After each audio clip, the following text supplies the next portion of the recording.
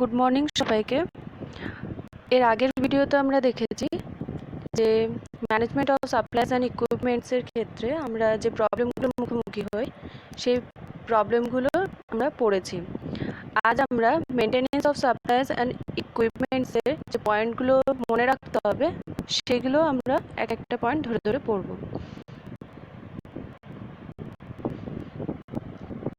তাহলে প্রথমেই দেখছি points to remember in the maintenance of supplies and ইকুইপমেন্টসের ফার্স্ট পয়েন্ট হলো keep an adequate supply of materials at hand at all time and in its availability for use.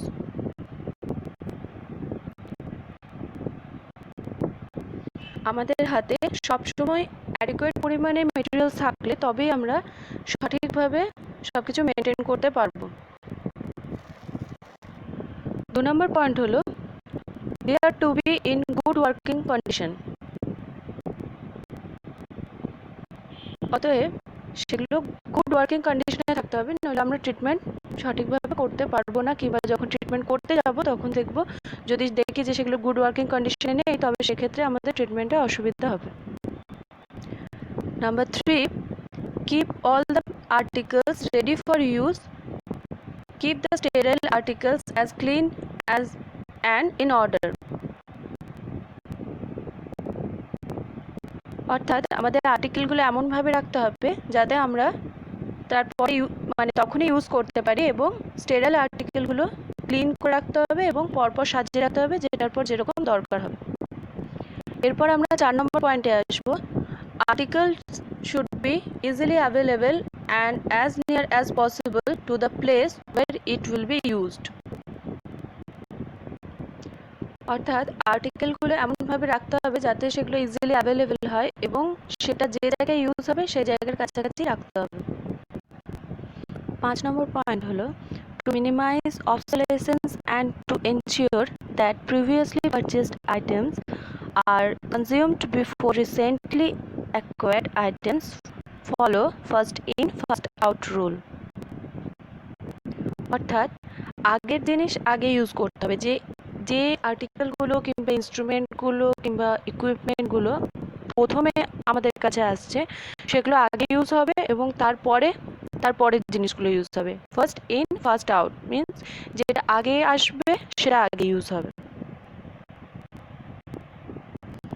6 number point হলো those articles that are likely to be stolen or lost easily should be placed under lock and key. The key must be available in the ward at all times and all staff members should know where it is kept.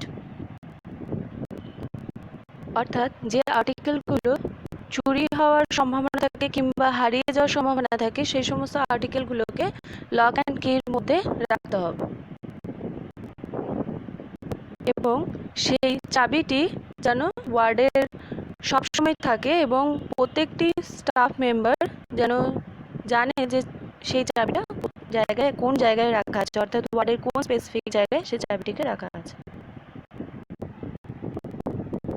7 number point, those articles that are to be indented from the central supply room should be asked before the anticipated time of its use. These articles should be returned immediately after their use.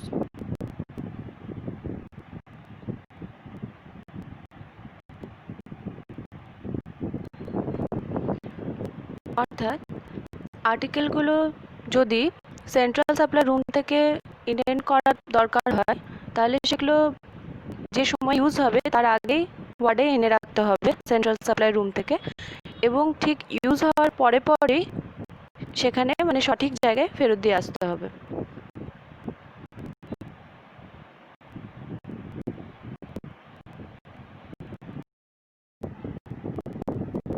7 number point, those articles that are to be indented from the central supply room should be asked before the anticipated time of its use. These articles should be returned immediately after their use.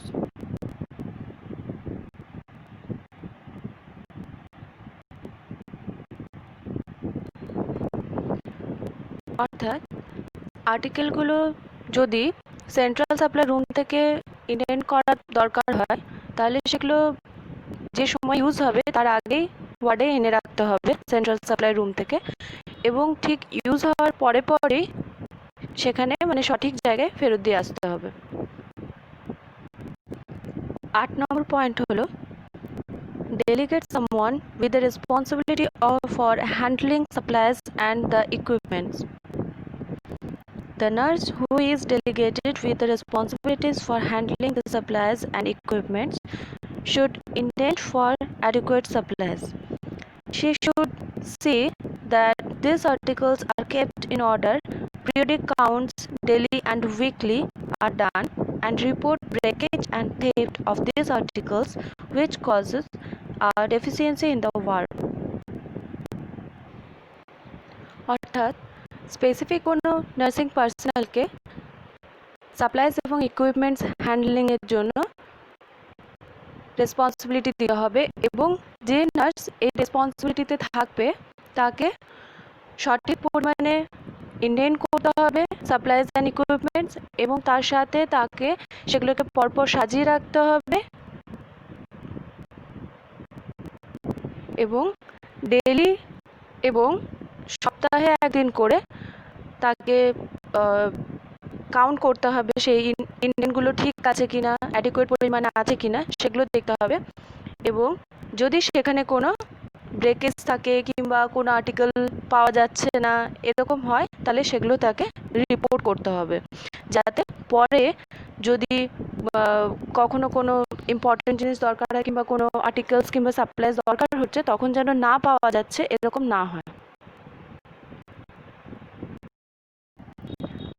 9 number point হলো regular and surprise checking of the inventory by the head nurse and someone from the administrative department will help to maintain the articles in good order and number.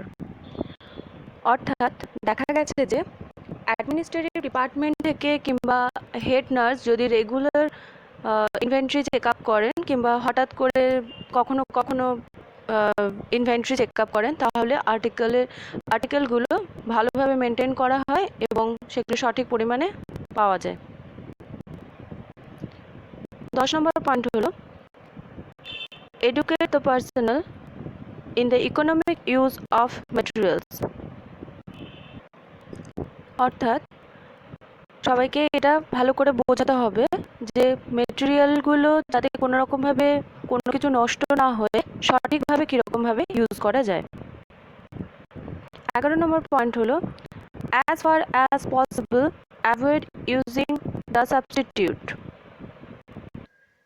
এবং যতদূর সম্ভব আমরা এটা চেষ্টা করব যে যাতে আমাদের সাবস্টিটিউট ইউজ করতে না হয়, যে জিনিসটা যখন প্রয়োজন সেটা যেন আমরা তখন ইউজ করতে পারি।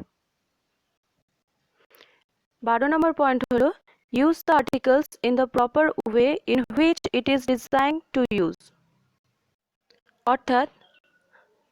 অর্থাৎ আমাদের সবাইকে এটা বুঝতে হবে যে যে জিনিসটা যে আর্টিকেলসগুলো যে কাজের জন্য তৈরি হয়েছে আমরা যেন সেই কাজের জন্যই সেই আর্টিকেলগুলোকে ইউজ করি। 13 নম্বর পয়েন্ট হলো for convenience in working, all necessary equipment and supplies for a particular treatment should be kept in one unit.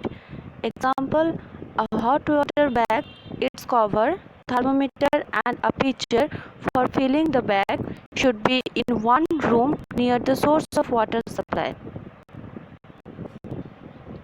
অর্থাৎ আমাদের কাজের সুবিধার জন্য, অর্থাৎ যাতে আমরা উইদাউট এনি ডিফিকাল্টিস কাজগুলো সঠিকভাবে সম্পূর্ণ করতে পারি তার জন্য প্রয়োজনীয় যে একটা নির্দিষ্ট ট্রিটমেন্টের জন্য অর্থাৎ পার্টিকুলার ট্রিটমেন্টের জন্য যে দরকারি ইকুইপমেন্ট এবং সাপ্লাইসগুলো আছে সেগুলোকে আমরা যেন একটা ইউনিটে একসাথে পেতে পারি এরকমভাবে আমাদের রাখতে হবে। যেমন হট ওয়াটার ব্যাগ, তার কভার, থার্মোমিটার অ্যান্ড জল রাখার জায়গা, সব জিনিসগুলো একসাথে আমাদের রাখতে হবে। 14 নম্বর পয়েন্ট হলো Equipment should be located in the same place on architecturally similar units in order to prevent loss of time for nurses who move from unit to unit. অর্থাৎ ইকুইপমেন্টগুলো এমনভাবে রাখতে হবে যাতে ওয়ার্ডের সেম প্লেসে সেম জিনিস রাখতে হবে, যাতে হচ্ছে যে সমস্ত নার্সরা এক ইউনিট থেকে আরেক ইউনিটে কাজ করতে যায় তাদের যেন কোনো কিছু খুঁজে বের করতে অসুবিধা না হয়, কিংবা সেখানে খুঁজতে খুঁজতে যেন টাইম চলে না যায়। 15 নম্বর পয়েন্ট হলো observe the personal to prevent wastage and misuse of materials. অর্থাৎ আমাদের দেখতে হবে যাতে পার্সোনালরা কোনো ওয়েস্টেজ না করে মেটেরিয়ালের, কিংবা কোনো রকম মেটেরিয়ালের মিসইউজ না করে। 16 নম্বর পয়েন্ট হলো follow the hospital policies regarding the purchase and maintenance of supplies and equipments. অর্থাৎ এখানে আমাদের হসপিটালের পলিসি মেনটেন করে চলতে হবে যদি আমরা সাপ্লাইজ এবং ইকুইপমেন্ট ভালোভাবে মেনটেনেন্স করতে চাই। হসপিটাল পলিসি যেরকম রুলস আছে সেরকম অনুযায়ী আমাদের ফলো করে চলতে হবে।